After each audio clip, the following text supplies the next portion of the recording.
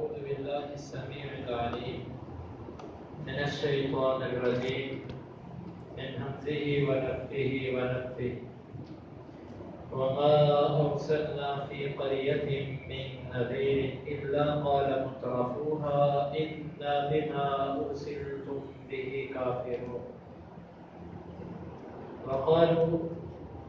وقالوا نحن أكثر أموالا وأولادا وما نحن بمعذبين قل إن ربي يبسط الرزق لمن يشاء ويقدر ولكن أكثر الناس لا يعلمون وما أموالكم ولا أولادكم بالتي تقربكم عندنا زلفى إلا من آمن وعمل صالحا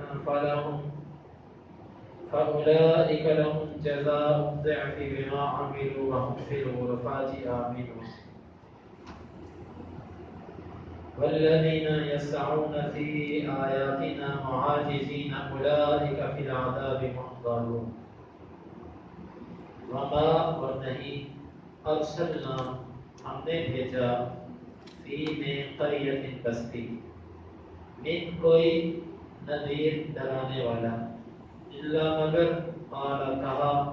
مترفوها اس کے خوشحال لوگوں نے انا یقیناً ہم بما اس چیز کے ساتھ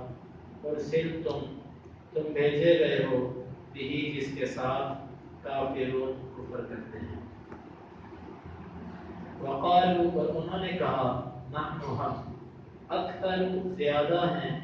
اموالا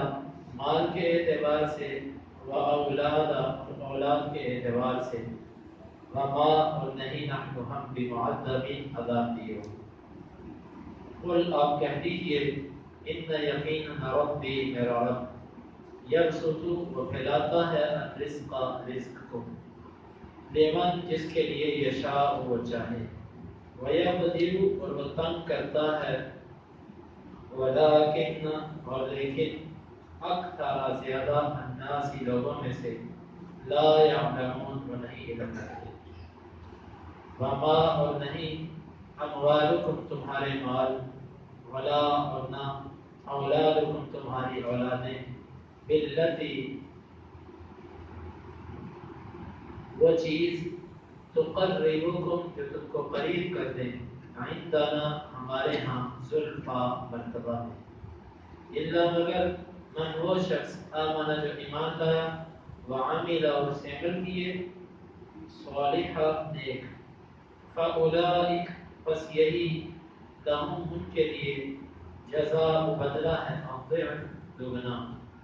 بما بوجہ اس کے عاملو جو انہوں نے عمل کیے وہم اور وہ فی کا مطلب میں الغرفات بالا خانوں میں آمنون امن میں ہوں گے والذین اور وہ لوگ یسعون جو کوشش کرتے ہیں فی میں آیاتنا ہماری آیات معاجزین عاجزی پیدا کرنے کی اولئک یہی فی کا مطلب میں العذاب عذاب محضرون حاضر کیے ہوئے ہوں گے وما ارسلنا فی قریۃ من نذیر اور نہیں ہم نے بھیجا کسی بھی بستی میں کوئی ڈرانے والا الا قال مترفوها مگر اس کے خوشحال لوگوں نے کہا انا بما ارسلتم به کافرون یقیناً ہم اس چیز کے ساتھ جس کے ساتھ تم بھیجے گئے ہو کفر کرتے ہیں وقالوا نحن اکثر اموالا واولادا اور انہوں نے کہا ہم زیادہ ہیں مال اور اولاد کے اعتبار سے وما نحن بمعذبین اور ہم عذاب دیے ہوئے نہیں ہیں قل آپ کہہ دیجئے ان ربی یبسط الرزق بے شک میرا رب فراخ کرتا ہے رزق پھیلاتا ہے رزق لمن یشاء جس کے لیے چاہے ویقدر اور وہ تنگ کرتا ہے ولکن اکثر الناس لا یعلمون لیکن اکثر لوگ علم نہیں رکھتے وما اموالکم ولا اولادکم بالتي تقربکم عندنا زلفا اور نہیں ہے تمہارے مال اور نہ تمہاری اولادیں جو تم کو قریب کرتے ہمارے ہم مرتبہ میں الا من آمن وعمل صالحا مگر وہ جو ایمان لایا اور اس نے نیک عمل کیے فاولئک لهم جزاء الضعف بس یہی ہے ان کے لیے دوہرا اجر ہے بما عملوا بوجہ اس کے جو انہوں نے عمل کیے وہم فی الغرفات یامنون اور وہ بالا خانوں میں امن کے ساتھ ہوں گے والذین یسعون فی آیاتنا معاجزین اور وہ لوگ جو کوشش کرتے ہیں ہماری آیات میں عاجزی پیدا کرنے کی نیچا کرنے کی اولئک فی العذاب محضرون یہی لوگ عذاب میں حاضر کیے ہوئے ہوں گے۔ اس آیت میں اللہ رب العزت نے انبیاء کو تسلی دی ہے۔ پچھلی آیت میں یہ تھا کہ ہمیشہ اس سے مطلب یہ نکلتا تھا کہ ہر نبی کی مخالفت کرنے والے اس کے خوشحال لوگ ہوتے تھے، مالدار لوگ، روپے پیسے والے لوگ انبیاء کی مخالفت کرتے تھے، اور یقیناً حق جو ہے اس کو قبول کرنے والے ابتدا سے ہی غرباء، فقراء اور مساکین ایسے لوگ ہوتے ہیں۔ حتیٰ کہ جب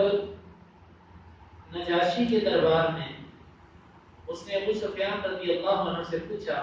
کہ اس نبی کی پیروی کرنے والے کیسے لوگ ہیں، تو ابو سفیان رضی اللہ عنہ نے کہا کہ غریب اور فقیر، اور نبی صلی اللہ علیہ وسلم نے فرمایا کہ طوبی للغرباء، خوشخبری ہے غرباء کے لیے۔ اصل میں اس کے وارث اور اس کی پیروی کرنے والے ابتدا سے بھی غرباء تھے، اور آپ نے فرمایا بدأ الاسلام غریبا وسیعود غریبا، اسلام کی ابتدا بھی غربت میں تھی اور بالآخر یہ اسی اپنی پہلے والی حالت پہ لوٹ جائے گا۔ نام مطلب یہ کہ نام لینے والے تو ہوں گے لیکن اصل اسلام پہ چلنے والے بہت ہی کم لوگ ہوں گے۔ تو فرمایا کہ انہوں نے تنظیم صرف انہوں نے آپ کی نہیں کی بلکہ آپ سے پہلے بھی جتنے نبی آئے ہر نبی کی قوم میں جو خوشحال لوگ تھے انہوں نے کہا کہ ہم اس دعوت کا انکار کرتے ہیں جس کو تم لے کر آئے۔ جس بستی میں بھی ہم نے کوئی ڈرانے والا بھیجا مترفوہا، مترفو یہ اس کا مطلب ہوتا ہے خوشحال، جو اللہ کی ناز و نعمتوں میں پلنے والے لوگ تھے انہوں نے ان کی مخالفت کی کہ ہم تو جو چیز تم لے کر آئے اس کا کفر کرتے ہیں، اور آگے سے پھر یہ کہنے لگے کہ ہم تم سے مال اور اولاد میں زیادہ ہیں، وما نحن بمعذبین، اور ہم عذاب نہیں دیے جائیں گے۔ کیا مطلب؟ اگر ہم اللہ کے ہاں ناپسندیدہ ہوتے تو اللہ تعالیٰ ہمیں اتنا مال کیوں عطا کرتا، اللہ تعالیٰ ہمیں اتنی اولادیں کیوں دیتا؟ جب اللہ تعالیٰ نے ہمیں دنیا میں اتنا کچھ دیا تو پھر آخرت میں وہ ہمیں کیوں عذاب دے گا؟ وما نحن بمعذبین، ہم عذاب نہیں دیے جائیں گے۔ یعنی کہ انہوں نے رزق اور مال کی فراوانی کو اللہ کی رضامندی کی دلیل سمجھا۔ اللہ رب العزت نے فرمایا قل ان ربی یبسط الرزق لمن یشاء ویقدر، آپ ان سے کہہ دو کہ یہ جو رزق کی فراوانی ہے، اولاد کی فراوانی ہے، یہ ہماری رضامندی کی دلیل نہیں ہوتی، بلکہ اللہ جس کے لیے چاہے رزق وافر کر دے، جس کے لیے چاہے تنگ کر دے، اور مالک ہے اس کی مرضی ہے۔ تمہارے لیے اگر رزق زیادہ ہے تو اس میں تمہارا کوئی نیکی تقویٰ نہیں ہے، بلکہ اللہ نے چاہا تو تمہیں زیادہ دے دیا۔ بلکہ اللہ رب العزت کافر انسان کو جب زیادہ رزق عطا کرتے ہیں تو اس کا مطلب یہ ہوتا ہے کہ اللہ تعالیٰ نے اس کے لیے کوئی خیر کا ارادہ نہیں کیا، کیونکہ جب اس کو مال کی فراوانی آئے گی تو وہ اور اپنے کفر کے اندر آگے بڑھے گا۔ تو لہذا اللہ رب العزت کافر کو اگر مال دیتے ہیں تو یہ مال اس کے لیے وبال جان بنتا ہے، اس کے لیے کچھ فائدہ مند نہیں ہوتا۔ تو یہ فرمایا کہ اللہ رب العزت جس کے لیے چاہے رزق کو فراہم کرے، جس کے لیے چاہے تنگ کرے، اور اس میں ہمارے لیے بھی ایک تسلی ہے کہ بھئی محنت جتنی مرضی کر لو اپنے نصیب سے زیادہ نہیں دے سکتے، اللہ تعالیٰ نے جتنا لکھ دیا اتنا ہی ملے گا۔ کئی لوگ بیچارے ساری زندگی محنت کرتے کرتے مر جاتے ہیں لیکن ان کے ہاتھ کچھ بھی نہیں آتا۔ یہ بعض لوگوں کا مقولہ کہ جی غریب پیدا ہونا تو جرم نہیں ہے، البتہ غریب مر جانا جرم ہے۔ کہ تو یہ بھی بیوقوفوں والی بات ہے، جس نے یہ بات کہی ہے بالکل غلط بات کہی ہے۔ امیری اور غریبی کسی کے ہاتھ میں نہیں ہے، یہ اللہ رب العزت کے ہاتھ میں ہے۔ تو ایک بندہ ساری زندگی محنت کرتا ہے لیکن اللہ تعالیٰ اس کو نہیں دیتے، اس کو نہیں دیتے اللہ رب العزت۔ اس میں اس کی حکمت ہے، وہ مالک ہے، وہ سمجھتا ہے کس کو دینا اور کس کو نہیں دینا۔ تو یہ فرمایا کہ یہ تمہارے مال اور اولاد کی فراوانی کو اللہ کی رضامندی کی دلیل نہیں ہے، بس یہ اللہ کی مرضی ہے، جس کو چاہے مال زیادہ دے، جس کو چاہے کم کر دے۔ وَلَٰكِنَّ أَكْثَرَ النَّاسِ لَا يَعْلَمُونَ، لیکن اللہ کی اس تقسیم کو اکثر لوگ نہیں جانتے، انہیں علم نہیں کہ اللہ رب العزت نے ایسا ہمارے ساتھ جو کیا ہے، یہ اللہ تعالیٰ ہم سے کوئی راضی نہیں ہے جس کی وجہ سے اس نے کیا، انہیں علم نہیں ہے اس بات۔ وَمَا أَمْوَالُكُمْ وَلَا أَوْلَادُكُمْ بِالَّتِي تُقَرِّبُكُمْ عِندَنَا زُلْفَىٰ، تمہارے مال اور تمہاری اولادیں یہ وہ چیز نہیں ہے جو تم کو ہمارے ہاں مرتبے میں قریب کر دیں۔ تمہیں اگر اللہ نے مال زیادہ دیا، اولاد زیادہ دی ہے، تو گویا کہ یہ تمہارے لیے اللہ سے مزید دوری کا ایک ذریعہ بن گیا ہے، اور یہ اولاد اور مال تمہیں اللہ کے قریب نہیں کریں گے۔ اللہ کے قریب کرنے والی چیز ایمان اور عمل صالح ہے، اور وہ دونوں چیزیں تمہارے پاس نہیں ہیں۔ الا من آمن وعمل صالحا، اس کے دو مطلب مفسرین نے بیان کیے۔ ایک تو اس کا مطلب یہ ہے کہ مال اور اولاد سے کوئی بھی اللہ کے قریب نہیں ہو سکتا، اللہ کے قریب وہ ہوتا ہے جو ایمان لائے اور نیک عمل کرے۔ یہ دوسرا اس کا مطلب یہ ہے مال اور اولاد کے ہوتے ہوئے تب بھی اللہ کے قریب وہی ہو سکتا ہے جس کے اندر ایمان اور عمل صالح ہے۔ جس بندے کے پاس مال ہے، اولاد ہے، لیکن عمل صالح اور ایمان نہیں ہے، وہ اللہ کے قریب نہیں ہو سکتا۔ اللہ کے قریب وہی ہوگا کہ جس کے پاس ایمان اور عمل صالح موجود ہے، دونوں طرف کی۔ فَأُولَٰئِكَ لَهُمْ جَزَاءُ ضِعْفٌ، یہ لوگ ہیں کہ جن کے لیے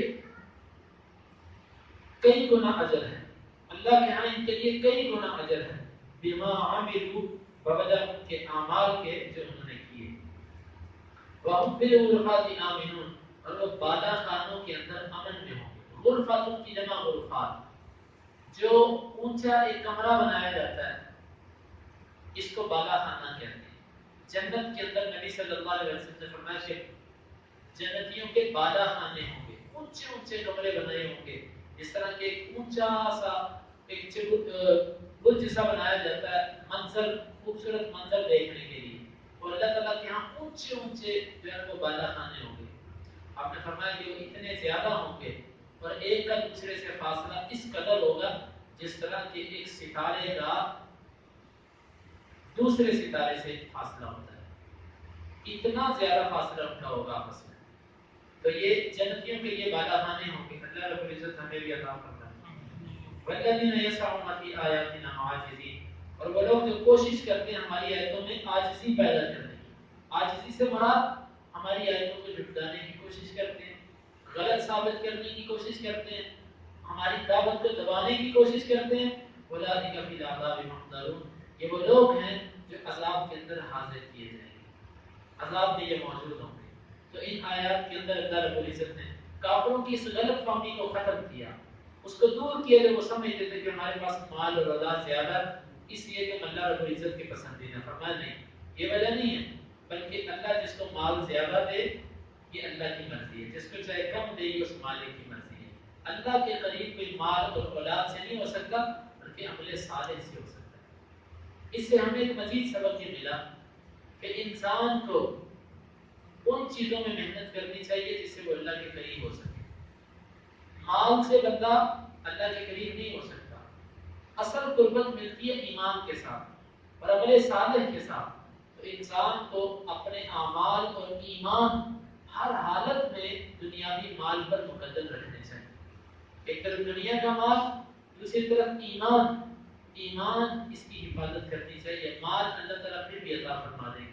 لیکن اگر ایمان ایک دفعہ چھن گیا تو پھر دوبارہ اس کا حصول بڑا مشکل ہو جاتا ہے۔ اللہ تعالیٰ اس پہ عمل کی توفیق عطا فرمائے۔ وما ارسلنا، اور نہیں ہم نے بھیجا فی قریۃ، کسی بستی میں، من نذیر، کوئی ڈرانے والا، الا قال مترفوها، مگر کہا اس کے خوشحال لوگوں نے، انا بما ارسلتم به کافرون، بے شک ہم اس چیز کے ساتھ جس کو تم دیے گئے ہو کفر کرتے ہیں۔ وقالوا، اور انہوں نے کہا، نحن اکثر اموالا و اولادا،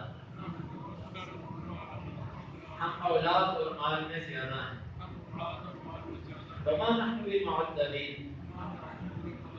اور ہم عذاب دیے ہوئے نہیں ہیں. قل، آپ کہہ دیجئے،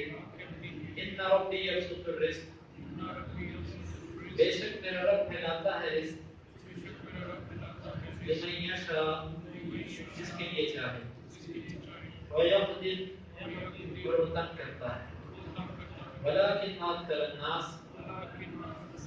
اور لیکن اکثر لوگ، لا یعلمون، وہ علم نہیں رکھتے. وما اموالکم، اور نہیں ہے تمہارے مال، ولا اولادکم،